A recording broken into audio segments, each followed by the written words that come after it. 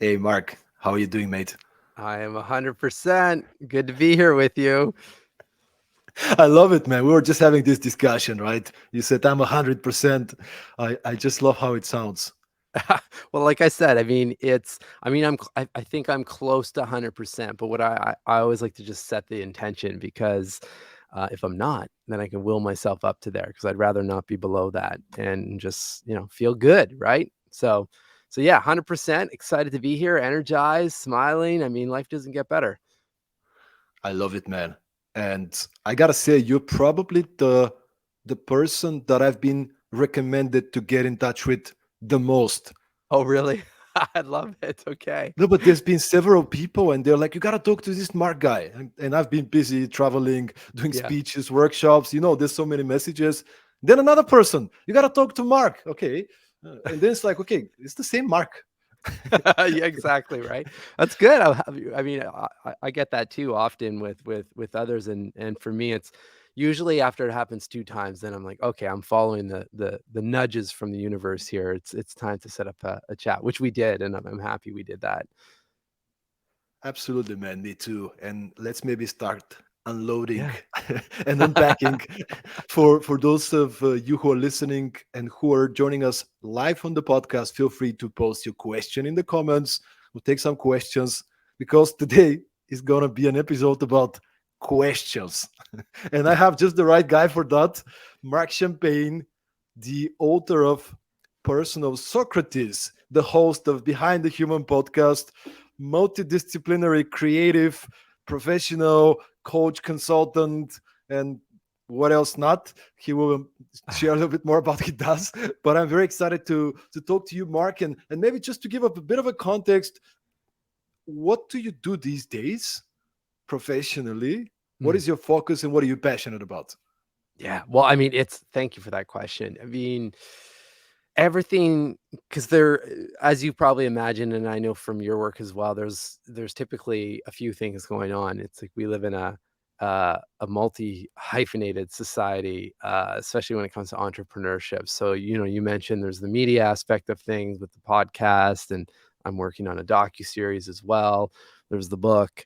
Then there's also everything I do with teams around training them how to be mentally fit. So first and foremost, they can feel good because I think we all deserve to feel good.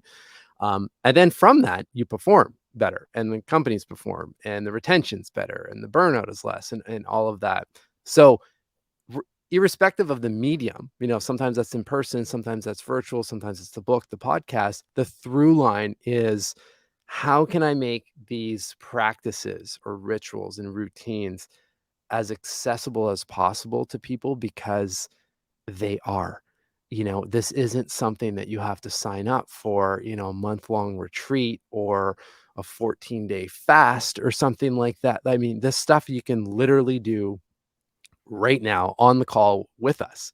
And most people, myself included, before I started really working into the space, have no idea what's possible. Yet we sit in a lot of mental torture day in, day out, and it compounds until there's a problem, right? Until we hit something or like something has to change.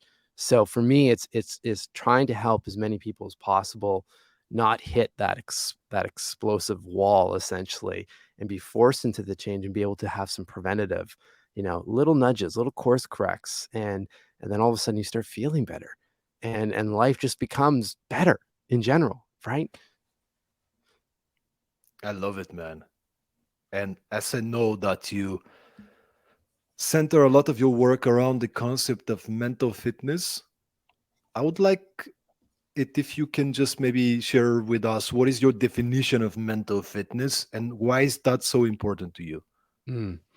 So mental fitness to me is simply whatever you do to train your mind to work for you instead of against you.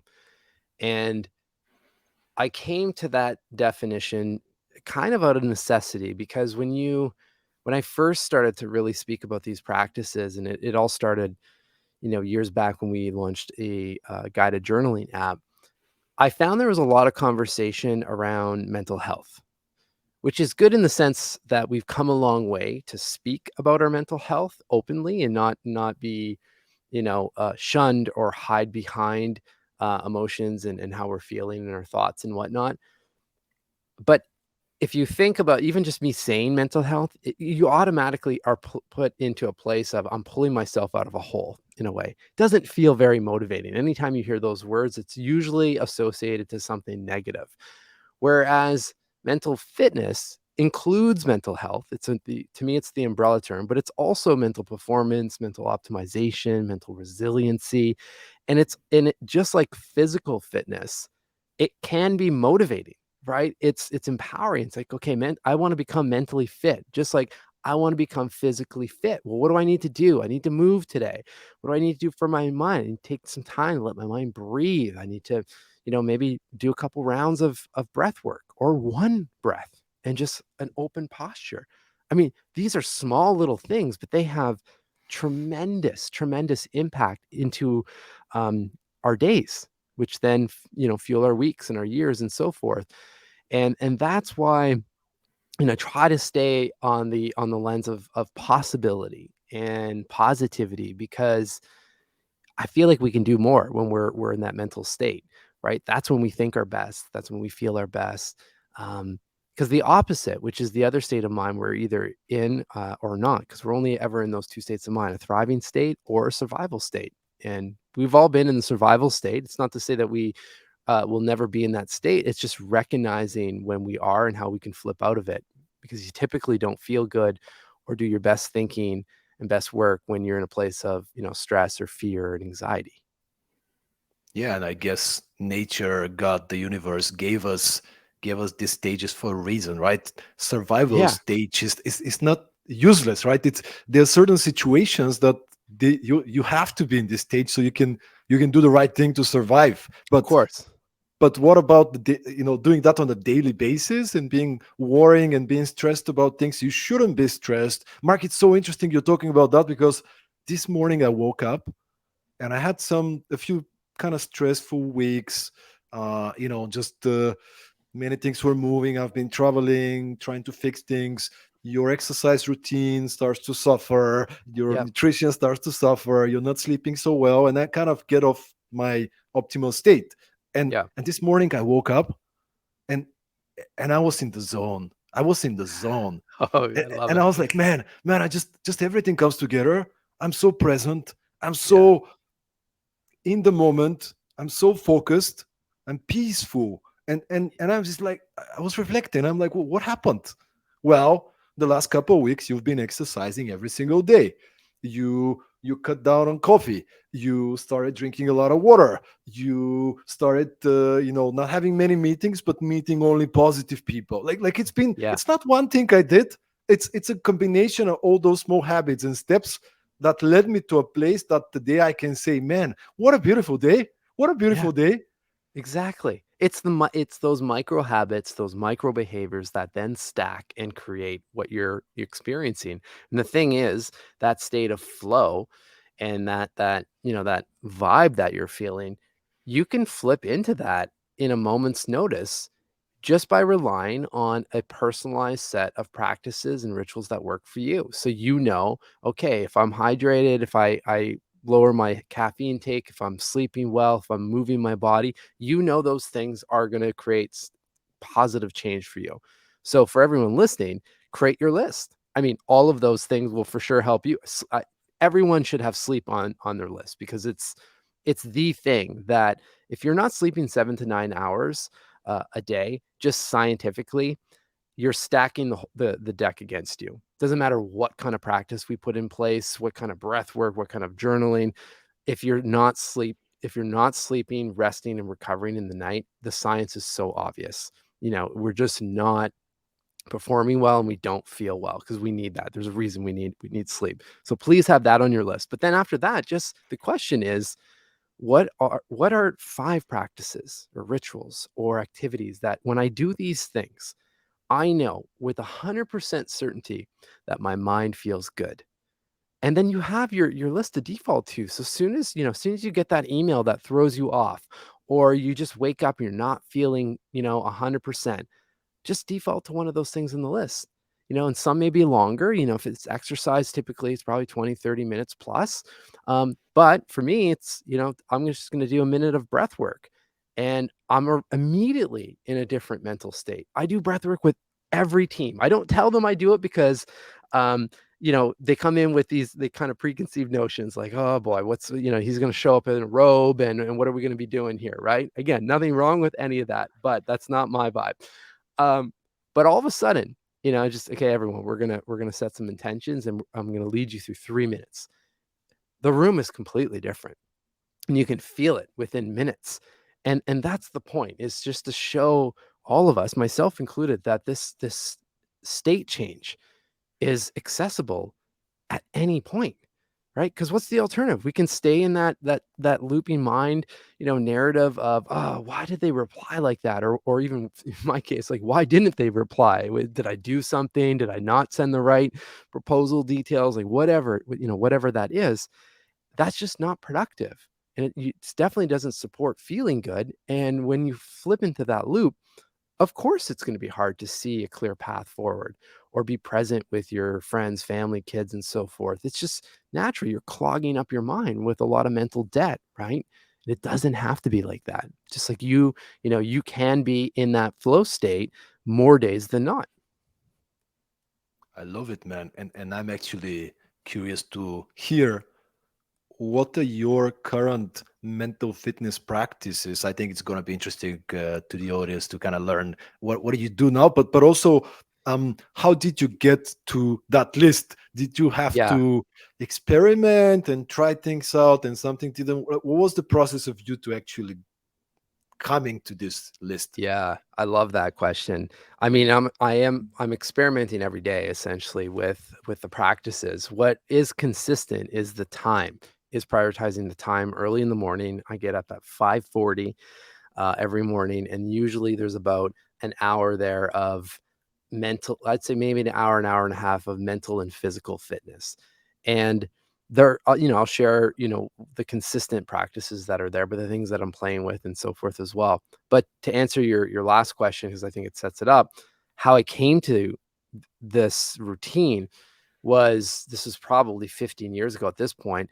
I just started reading about interesting people and reading, like, how are they thinking? How are they processing life and so forth? And really quite quickly, actually, it was very obvious with whether they were blog posts or books and so forth, and then later podcasts, they were all asking really powerful, reflective questions along their whole their journey, personally and professionally.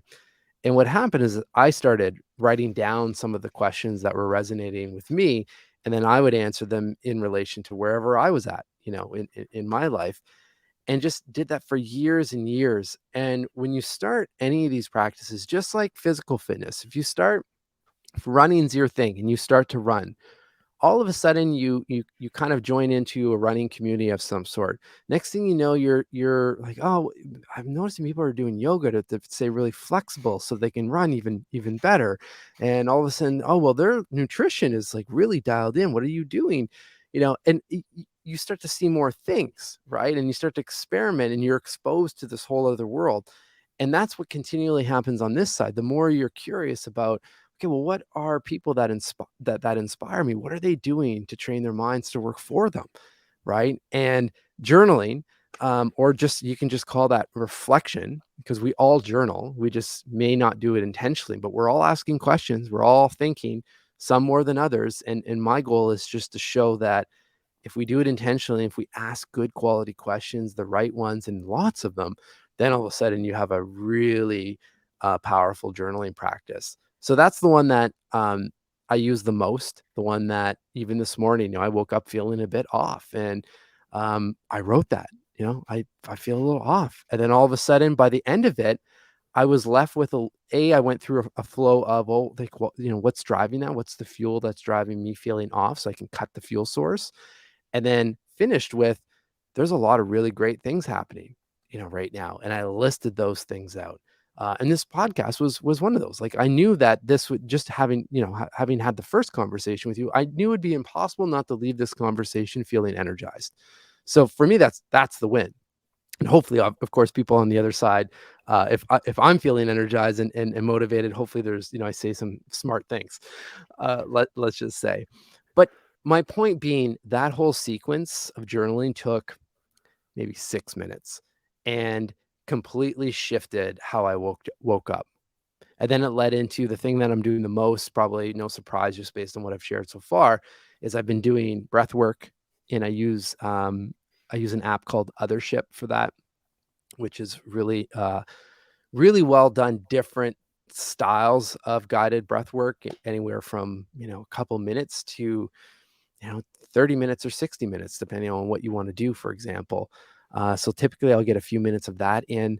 And then I always have books around that are, and I say books plural because there's usually a book within mental fitness or perspective or philosophy or some sort of self-development book to help shift my mind. Sometimes it's Stoic, philosophy, Ryan Holiday's books, and so forth. Um, because I find those books immediately are able to, steer your mind into a different state and help you think differently when you're maybe in an unwanted mental state. And then typically I have a book related to whatever I'm working on with the business, like I'm learning something. Um, sleep is actually one of them. I have Matthew Walker's book, How We Sleep, because in a lot of the one-to-one clients I'm working with on the mental fitness, as I mentioned, sleep is the number one thing that we're working on. So, I've got a good amount of knowledge about mental fitness that can help and wind down routines and so forth. But, I want to learn from the best, and Matthew Walker is the one that keeps coming up and so forth. So I'm reading his book, I'm taking his master class and so forth. So that's basically how the flow typically, then I'll do 30 minutes of exercise. And then by that time, it's time to drop children off at school. So, um, yeah, that's typically how it goes. And the main thing though is, this morning I started with the journaling right away, and a very specific question around, like how am I feeling, or what's fueling the discomfort. But it might be different tomorrow. And I think that's the thing I've learned the most out of just studying different rituals and routines and interesting people, is that just be open to whatever you need today or in the moment, and then adjust. But that list, your tools, your toolkit is the key, right? That's how you can adjust. A couple of reflections here. Thank you so much for sharing. So beautiful. When I was in my early 20s and I was exposed to personal development and self leadership, self help, started Yeah. reading all these books, going to seminars, I was looking for the perfect routine. You Yeah. know, it's like, oh, but how do you do your morning routine, your morning rituals, mental fitness? I was looking for the perfect one, and it's like that's not the point. No. Like I love the fact that you're waking up at the same time. This is the time for yourself. This is the time for your mental fitness. But maybe this morning you're gonna feel a little different, and you feel like you gotta journal. You feel Yeah. like you gotta do a little bit more cardio. I don't know, like, Yeah. but you kind of adjust it, but you're consistent. Yeah. Well, so this happened this morning with physical exercise. Typically, I'll do some sort of strength training, and or like a spin class of some sort. Um, this morning, for whatever reason, just wasn't feeling it. I felt like I don't know, the body felt tight. So instead, and this is fun as well, especially when you have a bunch of different practices to play with. So I have a sauna blanket at home, one of those infrared sauna blankets. Exactly what you'd probably imagine. You slip into like a blanket essentially, and then it heats up with infrared lights and so forth. So there's a bunch of health benefits to that, of course. And I was thinking, that I feel tight and so forth. So I did a bit of stretching first, and then I got into the sauna blanket. And instead of doing a short round of breath work, which I would normally do, I swapped out the time I would normally lift weights, excuse me, or do a spin class, and I sat in that blanket for 25 minutes, knowing that over 20 minutes, you start seeing health benefits. And I did a 25-minute guided breath work track while I was in it. So now you're stacking the practices, right? I felt like $1,000,000 coming out of there because the body felt good, my mind felt good. In the breath holds, there were really good prompts to prime the mind for the day and so forth. So like this is what I mean by mental fitness. It's fun, it's motivating. Like I was excited to jump in, even though I didn't technically do the regular routine I would have normally done, but I was doing everything possible just to follow the cues that I'm getting from my own body. And that's the thing, the more you do these things, the more excited are you to do these things. like Exactly. like the first time you enter the gym, you haven't done it for a couple of years, let's say, right? It's not convenient, it's not nice, you don't know Yeah. where to start. Even if you do, it's just hard. And then you build some momentum, you do it for a few weeks, for a few Yeah. months, you can't wait to get into the gym because it's addictive, the feeling that you get when you finish Exactly. the not Yeah. even when you finish, even the process, when you meditate, when you journal, like when you fully get into it, like it becomes fun, it becomes fun. Exactly. But here's the thing, if you don't like to run, for example, that doesn't rule out all of exercise, right? Just go into it. There's a million different things you can do, right? To your point, like going to the gym, spinning, I don't know, playing tennis or there's so many different things you can do, but somehow, we get stuck with, I don't like to go to the gym. Well, to your point, if you do go, you'll probably start feeling the benefits of it, but that doesn't mean that you can't move your body. That's the key. And it's the same thing with mental fitness.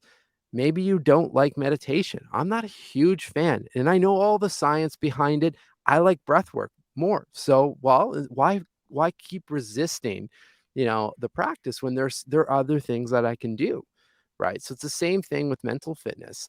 It's just I think the key or the theme is to just go into all of this stuff just curious, right? Just curious. Beautiful. And since you mentioned questions, and how questions have been transformative for you and for your journey, I would like to kind of maybe get into this topic a little more, starting Yeah. with asking you a question. So when did questions become important to you? And as I heard from kind of listening and researching you, there was a specific time in your life, a specific question that was important for you to get onto this journey. Yeah. Well, there were two big moments that I can, now in retrospect, look back to see how questions have really formed who I am today and what really lights me up the most about, life and work and the people I get to speak with and work with.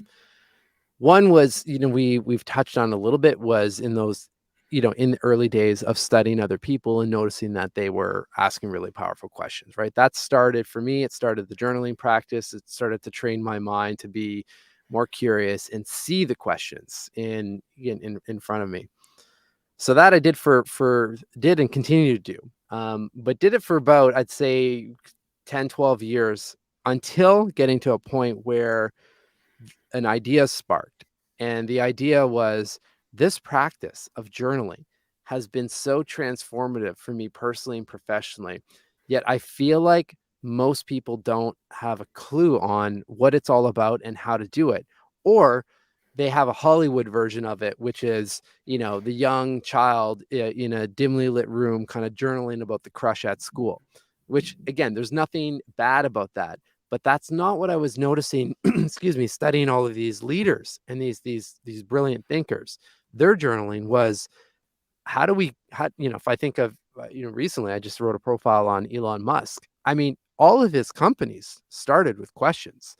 And then even more importantly, started with or continued with deeper questions and first principle style questions to get right to the core of something. So that's when it becomes really interesting. So what happened is myself and my brother-in-law, we partnered up and we launched one of the first guided journaling apps called Keo. And at that time, there was just like nothing that existed like that. The meditation apps were really starting to take off, Calm and Headspace. So there was some insight into, well, people are, seem to be open to being guided digitally. So let's give this a try. And we did. And we launched the app. And within the first couple of years, we reached a bunch of people, nearly 90 million people in the first couple of years without any kind of paid media. This was all collaborations and app store features and whatnot, which was wild. I mean, we're not app developers and I still am not. I don't consider myself a developer. Um, but there's as much as that whole business and that experience succeeded, there's an element that did fail, and it failed financially. And that's a whole other podcast, but because there's a lot of learnings. But to answer your question about the question, during that time when I had to, stare at this Apple dashboard, looking at this number that, said 86.9 million people, the amount of people we reached, and my next step was hit delete from App Store, all the wrong questions started to come up. Like, how could we fail at such a colossal level? What will my family think? What about my ex-colleagues? I had left this really well-paying and thriving job to go and pursue this wild idea. And, here I am, deleting it and feeling for the first time in my life hopeless, because I didn't want to go back to the industry I'd come from, because I knew my core that this work around mental fitness is what I was meant to do. But I just deleted the path or the avenue to stay in it. At least that's what I thought at that time. So the sorry for being long-winded on this, but what happened next to stop my own mind from self-destructing, because I could feel myself going into a deep depression, I sent an email to someone that I really respected and trusted and had interviewed a couple times, Chip Conley. I said, Chip, here's the situation. Any advice? And he just replied with one question. And he said, Mark, what do you want for your life? And I remember thinking, isn't that interesting? I'm starting to become known as the question guy. And what saves my mind from a really dark place is one question from someone else. And that's when the big second moment happened, because the realization was, it doesn't matter who we are, where we're at, what's going on. We're all one question away from a completely different life.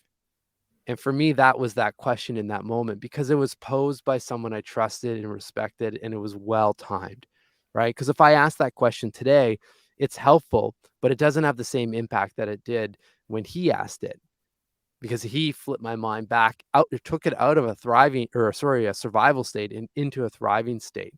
And I really do believe we all have that question. That's the grandiose version of, we're all one question away from a completely different life, but we're also one question away from a different mood or mindset every moment of the day.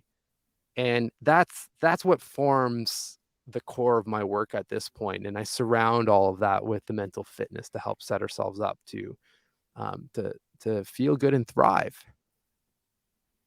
Mark, do you think we are wired to automatically ask the wrong questions? And how can we learn to ask better questions? That's well said. Well said. I don't know if we're wired to ask the wrong questions, but we are in an environment that naturally puts us in a negative state or a fearful state, right? If you think about what surrounds us all the time, day in, day out, the news, headlines, fear, this, that doesn't, it's just like, again, I'll draw the parallel to physical fitness or nutrition. I mean, if you're not intentional about going into a supermarket or grocery store, you're not coming out with healthy alternatives. You're coming out with what, the successful marketing of the day is. And unfortunately, I wish this wasn't the case, but it's not the fruits and vegetables section or the healthy meats or whatever you're into. It's all the processed stuff. It's the snack stuff at the end of the aisles. Like, literally, that stuff will kill you, if you continue to eat that. We're not designed to eat that. So it's the same thing is happening with our minds when it comes to our mental nutrition. We're being fed um, content that is typically, if we don't curate it, is typically negative. So then that is what fuels in, oh, well, I'm not enough, or how come they're doing so well? Looks like life is great on that Instagram reel. How come I can't do that? Right? That's where all that stuff is coming from. But we can control that. I mean, we can, just like you can set up, your physical environment to be organized or clean, and you it puts your mind in a healthy or clean state. You can set up your content to do that as well. And for me, during that morning flow, that morning practice, there are no inputs that are coming in other than the ones that are sitting on my desk in the form of books, or I have an iPad that is 100% notification free. So any app I go to, I'm going there within my own intention. And those are just small little micro shifts, but help, at least for me, start the day on my own terms and get what I need out of it. Because I know once I go into the regular society, I'm going to get hit, so I rely on that early morning training day in, day out to be able to handle those hits.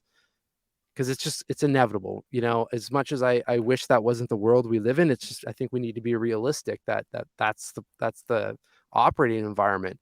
So what can we do to thrive in an environment like that?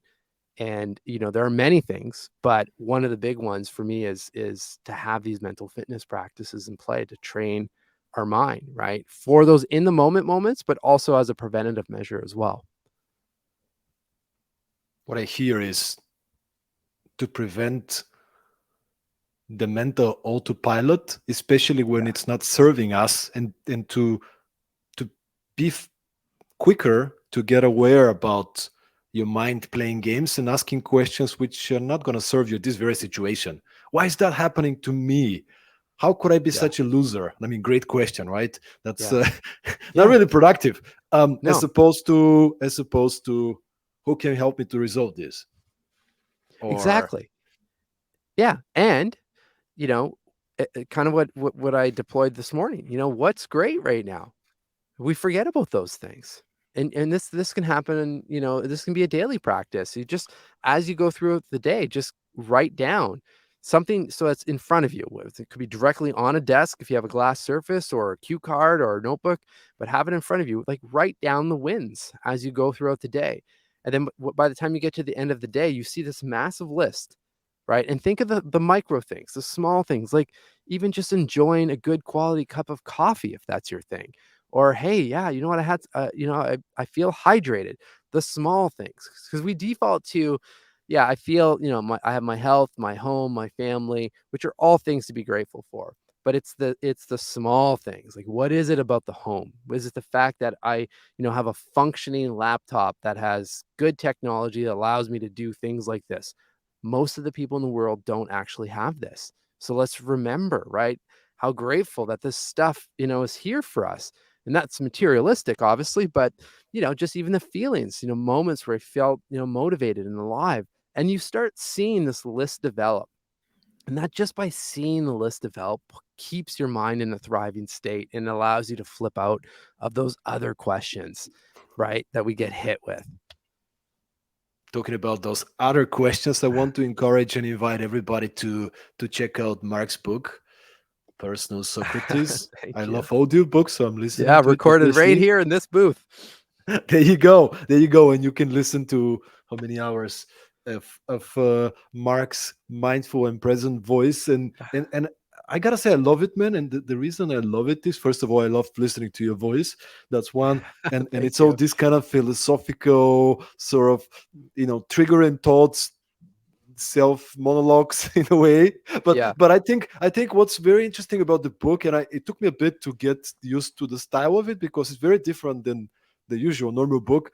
Every chapter you are exploring a personality, Mhm. and a question that you connect to this personality. So I would love you if you can kind of give us an idea about how did you come up with the idea to structure the book this way, and is every question coming out of an interview that you saw with this person, or maybe you interviewed them, or is that your interpretation about something that they were doing? Yeah. Well, a couple questions there. I mean, one, um, regarding the opening question for each chapter, and just for everyone listening, the book is structured, and it was intentionally designed to be short, digestible chapters. So if you have no mental fitness practice in place, or even if you do have one in place, it's been, the thing about releasing a book is it gets used in a whole bunch of different ways, and that's actually quite magical to see how people are interpreting the book, and that's been really fun. But the way I intended it to be used was, as your coffee is brewing, your tea steeping in the morning, I know that those chapters will take you 4 to 7 minutes to read. Again, because I did the audiobook. So it's not long, but in those minutes, the questions and the stories, it's my hope or my intention, have the power to shift your mindset immediately, or get you to think a little bit differently, or start your day in a good, thriving mindset. So that's how the book was intended to be consumed, or used. Now, the way it was structured, the way, the guests, I guess I can say, I can't say guests for everyone, because I'd say a third of the people profiled in the book I have interviewed. The Everyone that's still alive today, I have interviewed, and went back, listened to our interview in combination with studying more of their work and reading their books and so forth, and basically just took it all in, and then zoomed all the way out to see what is the core theme here with their work or their life or their story, and how can that flip into a big opening question. And this is where the Socratic method comes in. So a big question that gets you to, stops you in your tracks. Like, how can I be, I'm thinking of Robin Williams, how can I be unapologetically myself? It's a big question. But then the next 4 to 6 minutes lead you through other questions and practices to help you get to that answer in a more digestible and simple manner. But doing that through the lens of Robin's story and his work, and how he used comedy and the stage to, take his mind and be truly himself, for example. Now, he's one that I didn't interview. Same with, obviously, someone like Marcus Aurelius, or Coco Chanel's in there, Maya Angelou, Jane Austen. I mean, Jane Austen, I think, didn't become, I'd have to reread that chapter, but I don't think her work I want. became known Mhm. until 100 years after she died. It's crazy. I was that's super interesting that you're going to her, because from all the chapters, my next question was about the question that she asked, Oh, or the really? question that, like, literally I was just Yeah. I'm on, like, here's the questions, right? And I was like, I just can't wait for Mark to tell me about this question, which is great, how we're kind of thinking in a way, like in some Yeah. crazy universal way. But the question that at least you added to the book related to her is, who are the characters of my internal empire? Yeah. So I'm glad you brought her chapter up, because it's a perfect example to explain kind of how the flow went. Because obviously, that I shouldn't say obviously, it's possible that she could have left a question like that, but at least from what I know, I haven't read uh in an article or someone covering her work that she left that question. That question came from studying legendary pieces of literature that she wrote about, and coming to this realization that to have yourself pulled in, and to have books like hers and novels stand the test of time and be literally in education systems to this day, it has to be written well, and it has to be compelling. And to be written well and compelling, there's typically a whole bunch of different characters that make up the story arc of that book or novel. And that's when it clicked for me. Well, who are those characters in my life? Like, why don't we take a minute to just pause and think about who's really affected our lives up until this point. And now we all have the power as well. Either we can continue going down that track, or we can write the next chapter. We can put in a plot twist. We have control to do that. And it's marrying up inspiration from someone like Jane Austen and what made her work so legendary, then applying it to some self-reflection on how we can write, our own story.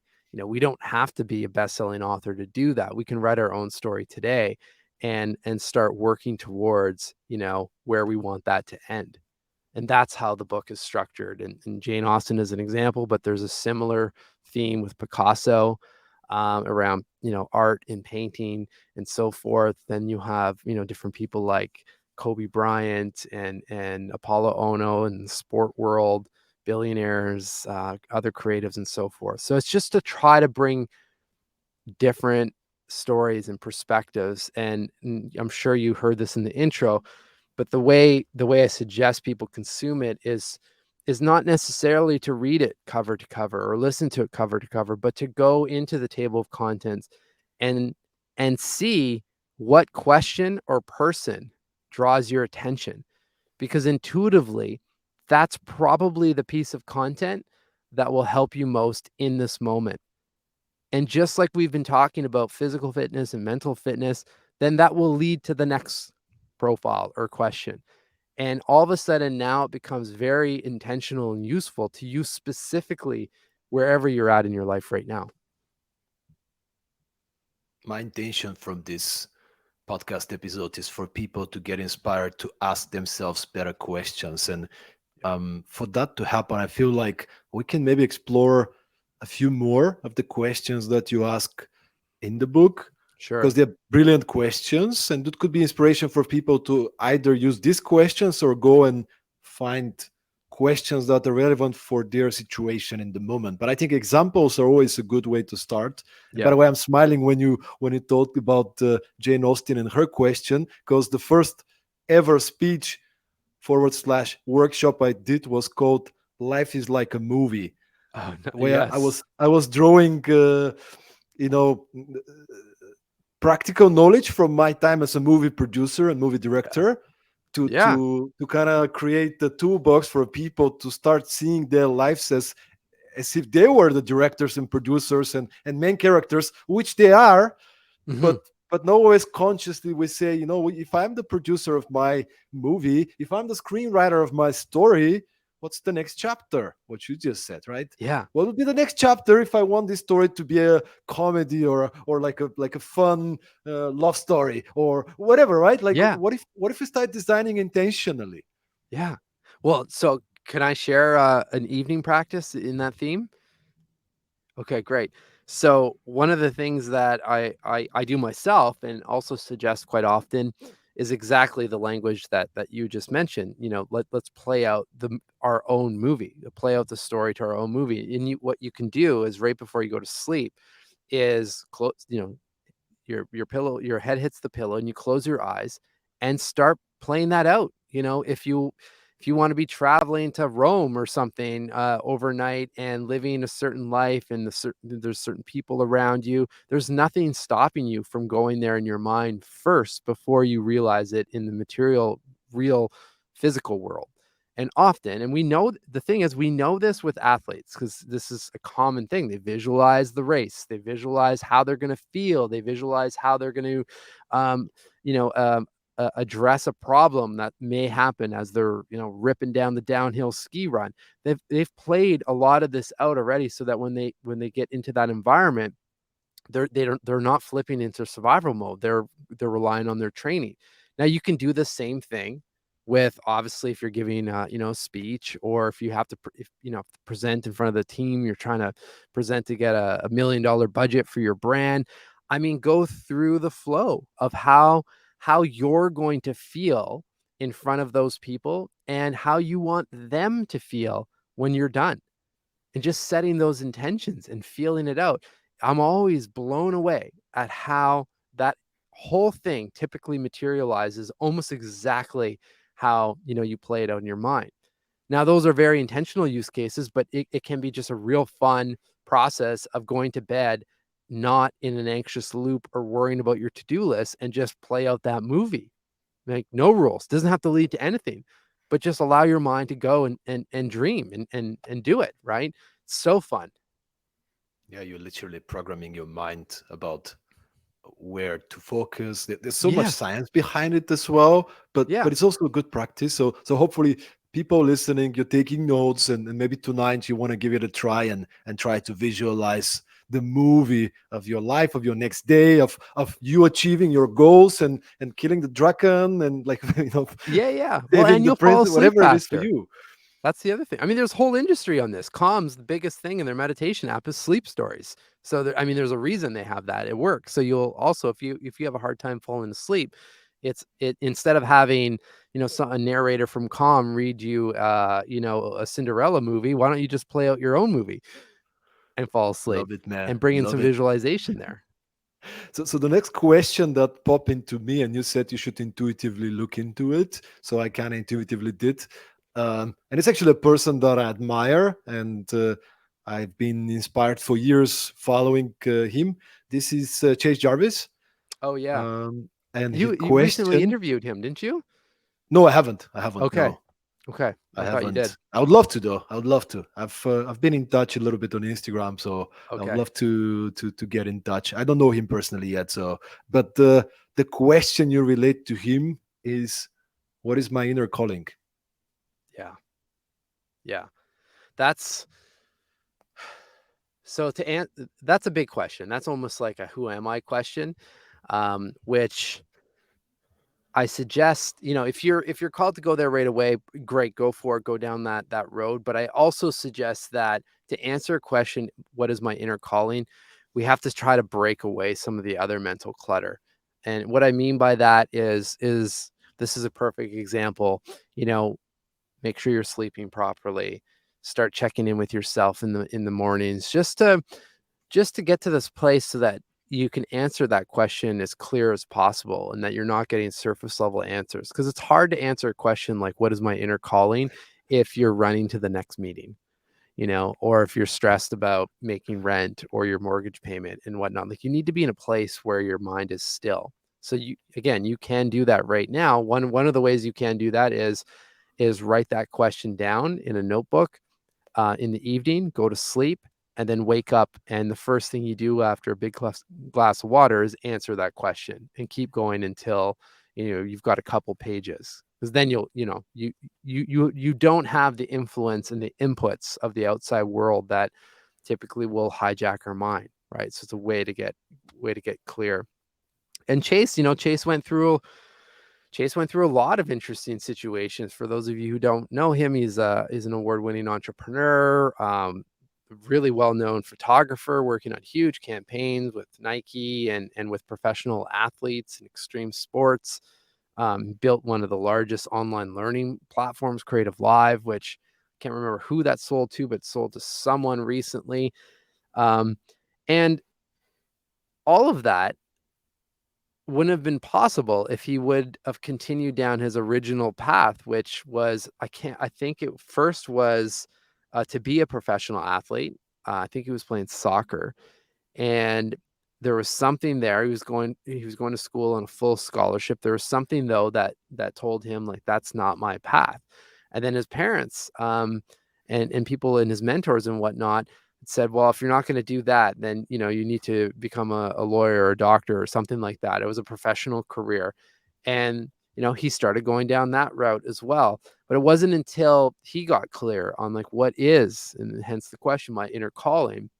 And that's a question. So that's an example of a question from the actual subject, because I did interview him and felt that that was a really good opening prompt. That then he stepped into his true calling, his true passion, and look what he's been able to do, not just for himself, but the amount of people he's been able to impact through his creative art as well as education and so forth. And I think we just all deserve that opportunity, right? There's nothing worse than hearing stories where people get to their deathbed and they have this regret, like, I wish I would have done this. And it doesn't have to be like that, right? And you don't have to do it all overnight. I mean, he didn't create all of that stuff within a week. There was some pain and some up and down and whatnot. But if we can get clear on understanding where we are or who we are today and who we want to be and what that looks like, then at least we can see and make some subtle adjustments along the path, right? And get there, which is crazy because it's we do this in business all the time. Where's the brand today? Where do we want the brand to be at the end of the year? Financial targets, brand recognition targets, all of this stuff is normal, right? We go, and what are the tactics that are going to get us there? Brands that do really well are really dialed in on their strategy and make adjustments when they make sense, but for the most part, stay super focused on getting to that end goal. But most of us don't have a strategy like that, a brand plan for our minds in our lives, which is like the biggest brand of all. And by the way, Chase is somebody who's been quite influential for my own journey. Yeah. I mean, Yeah, I see you the listen to parallels so there. many. I mean, look, man, you listen to so many of these people if you're into the interested in leadership and personal growth. But specifically with Chase, I've probably learned so many things. But there was one video I was watching where he did this video um, with another photographer, and Yeah. they have all these tips how to find your calling, like different kind of things. And at the end of the video, he was like, "Oh, by the way, just wanted to share something else." He was saying bonus tip. I'm like, "Oh, what is that?" And then this other guy was like, "Look, I met Chase several years ago, and I was doing photography." And then Chase was like, "Okay, you're a great photographer, but what is the one thing that you're really unique at? Because you can be easily replaced because there's nothing unique. Who are you? What is something that's unique about you? Find Yeah. that, you know, focus on it, monetize it." And he left. And the guy was like, went home depressed. And he's like, "Man, I'm not the best in anything. I'm not the best photographer. I'm not the best editor. I'm not the best in this or that." And then it clicked. It clicked for him. And it was Yeah. like, what if I see myself as a combination, as a package of Yeah. all my strengths, passions, experiences, stories, and instead of I'm not the best photographer. Well, I'm a photographer, but I'm also really good in practical things. Or Yeah. I have experience in extreme sports in the example of this guy. So Mhm. it's like, okay, now that I see myself as this combination, there's nobody like me. Yeah, And by this was this default, it's was unique. this was a Yeah. game changer, man. This totally transformed my professional and personal journey. Yeah. Well, it gives you the confidence, right, to go for it, knowing that, okay, I am unique and I do have a certain set of experiences and skills and perspectives that, you know, what depending on what you're doing, but knowing your work, that can help a lot of people, right? And I see myself in the same way. It took a while to come to that realization as well. But like I said, I'm not inventing these practices. I don't consider myself Tony Robbins, who's someone that I've looked up to and learned a lot from. But I do know that there are some things that I hear often from people with feedback, and some of those things are having the ability to take and distill a bunch of information and knowledge and whatnot, and make it very simple and practical to implement, which is the mental fitness strategist piece of it. But then I think the unique part of the story, at least for me, is having all of this content and all of these interviews and stories to match the story with the appropriate practice for the team at question or in question or the individual, because it's like I said, it's not the practice, it's how the practice. You know this from storytelling, and you just demonstrate it. You've heard that stuff probably in different ways, but it wasn't until you heard it from Chase Jarvis, someone that you really respected, that I get that, right? Or in my case, it's okay. Well, maybe they're going to get the Michelin star chef if I'm talking to a hospitality group or something like that, because now I'm talking about the same thing, but I'm speaking their language, and that's the Mhm. difference, and that's the part that lights me up, because as someone as I consider myself a strategist, like that's connecting the dots, and it makes everything unique, because it's I can't just deliver the exact same presentation or speech or workshop. I mean, there's of course similarities, but I have to sit back and think, okay, I can pull this, that, and then away we go. That's fun to me. And this is who you are. You can win the game before you reinvent the rules. Because if you're trying to play the game of being a motivational speaker and play the game of Tony Robbins, the Tony Robbins way, like, hey, make you move, let's move, like, Yeah, like, with the probably clapping you're that not we gonna did. let's Yeah. say yes. Yeah. No, Love Yeah. Tony. Tony is Oh, amazing, yeah. right? He's incredible. But he's owning his energy. He's owning Yeah. himself and his strengths. And for those of you listening, especially the young leaders listening, you're unique. You're unique. Don't try to be like Mark or like Tony Robbins or like Ryan Holiday. I mean, get inspired. Get inspired. Yeah. There's a lot of great practices, but what if you see the beauty in you? What if you start reflecting and asking yourself, what are the things that come natural to me? Yeah. I love to do these things. Yeah. I'm naturally talented. Like it's just easy for me to do it. Let Yeah. me make a big list. What are all my networks of people that I met, experiences that I had? I'm coming from Africa. Okay, amazing. That's not something to be ashamed of. Like, many people, myself included. I was studying in Denmark, a guy Mhm. from Eastern Europe, and I'll always be like, oh, I'm an Eastern European guy. There's a lot of stereotypes about Eastern European people, right? Sure. And it's like, no, man, shift Yeah. it. This Yeah. is amazing. In Eastern Europe, hey man, you gotta show up. You gotta. There's no excuses. We don't have excuses. Custom, like, hey man, Yeah. you can do anything for no budget. Yeah. You're Yeah. resilient. Like there's so Yeah. many beauty things about it. So um yeah, I hope Yeah. people listening It's can get that, It's man. powerful. It's powerful. I mean, one thing you did say about reinventing the rules and whatnot that I resonate with, and I've learned something recently on this as well, because I think I mentioned that earlier at the top of the conversation that I've been working on this docu-series, this film project, and I was studying. You know this because you know that I have zero experience in this world. This is your past world, so to try to figure it out in a way, I signed up for masterclass, hence, the people I'm studying.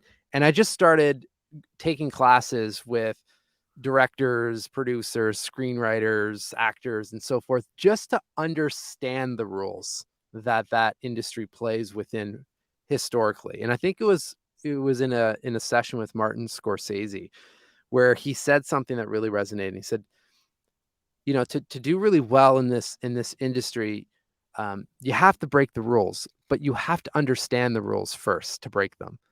And that Mm, really hit home. So, it fueled my motivation because, by default, I was coming in. I'm coming in with a really fresh, naive set of eyes, and I'm going to try to put these pitches together in the way that I would do it. But, and I have done that, but I need to understand how people typically pitch concepts and pilots and things like that, just so I can understand that, okay, well, if I'm going to do it a little bit differently, this is how others are approaching the subject, and then start to work the magic to stand out in a unique way, but not too far that it's overlooked. that is such a great clarification. Thank you for including that as well. It's kind of like learning to drive a car. It's not like let me find my own style. Yeah, You well said. Let me find my own style. Sorry about that. beautiful. Beautiful, Mark. I think we can start wrapping up, and and, Yeah, and I found yeah. the maybe the perfect question, at least that intuitively came to my attention. So probably that it was meant to be. And this is a question that you asked to Daniela Fernandez, not to Oh, her, but it's connected to her. And the question is, how do I shift fear to impact? yeah. That's a great, great way to close. Because and this is probably why you're asking this. I mean, we do walk around with a lot of fear, and there's a lot of fear around us often. So the way that, at least that I do it, is to remember that there have been big moments, at least in my life, professionally and personally, where those situations, new projects, let's say the book, the podcast, the app, the film series, now they all started with fear around, how am I going to do this? And if it doesn't work, what are the ramifications and so forth. But then there's a whole other set of circumstances that you can then, or experiences that you can stack in at those moments where those same feelings were there that then shifted into a great, you conquered that fear. So I think of the app, even though it financially failed, there's not a lot of people that can say that they built an app that reached that many amount of people. So I know it's possible, right? And it's like, wow, I didn't know anything in that space. Well, how can I apply that to starting to write the first book where I could have been plagued and with fear, right? So I think to shift fear, you have to understand where it's coming from, but then also a way to shift it is to stack in the moments where you conquered fear in the past and use that as motivation and confidence to then move forward, right? And then, hopefully what you're working on has some sort of impact for yourself as well as many others in some capacity. Beautiful, man. Beautiful, beautiful way to wrap this episode, and it's the hour just went Yeah, like it went a minute, sure. and I'll be super happy to have you back because there's so many topics that I would like to explore in bigger depth. But before we close this episode, I just want to inspire everybody once again to go to your favorite platform, whether it's paper or Kindle, or if you're like me, Audible. Yeah. Even though I also read a lot of paper books, and check out Personal Socrates by Marc Champagne. Um, we've already kind of discussed, we kind of scratched the surface. There's so much depth in this book. Go check it out. Make sure to check out Behind the Human podcast, available on any platform, pretty much any major platform. Mark, what's can you tell us a little bit about the podcast? What do you discuss there? What's the structure of the podcast these days? Yeah, I mean, it's more of what you'll experience in the book in the sense of having conversations with interesting people that have done, you know, inspiring things. And my job is to unpack that story, but most importantly, understand the questions that help them, do those interesting things and the questions that help them keep their mind, in a healthy place. And then, of course, the practices, which, we've talked a lot about that. But the idea is not to try to provide a prescription, but more so, oh, interesting. Like I never thought about doing that. And that's what lights me up because that's how my practices continue to evolve is just someone says something on the show where, okay, I can try that in my routine and we'll see where it goes. So yeah, that's Behind the Human. And thank you for all the love on the book. And I see from when you put up the phone, you're on chapter 5, which is Stephen Hawking. That's one of my favorite chapters. So anyone that picks it up, enjoy that one. He's one inspiring human being. Absolutely, absolutely. And just finally, Mark, so we can wrap it up Yeah. properly. Where could people find you, get in touch with you? Maybe there's other podcasters out there, maybe there's entrepreneurs, maybe there's companies that potentially might use your help and assistance. How could they find you, and how can you help Yeah. organizations to thrive? Yeah. Well, I mean, the easiest place is just behindthehuman.com. Everything flows from that website. And I mean, there's ways to contact, whether it's social or email and so forth. I'm accessible. And then when it comes to companies, it's really, I mean, for me, what it lights me up is understanding where the company's at, what the pulse of the culture is today, where they're trying to go, what's going on with their strategy and their brands and their mission and whatnot. And then, like we talked about, just curating some mental fitness practices that will help them get there, not just faster or more efficiently, but in a good, healthy way so that there can be sustained performance and not just little hits of performance that lead to burnout. I love it, man. Sustainability and performance, looking at the Yeah. long run, Yeah. focusing on mental fitness, having a productive but also healthy, happy, fulfilling environment. I love it, man. What a great way to wrap it up. So everybody, go check out everything Mark is doing. And if you enjoyed this episode, make sure to subscribe on your favorite platform: Apple Podcast, YouTube, Spotify, Google Podcasts, anything. We are everywhere. So subscribe, listen to 164 more episodes with amazing Yes. people like Mark. Subscribe to Behind the Human podcast, and have a freaking amazing day. Love Keep it. performing. Thank you.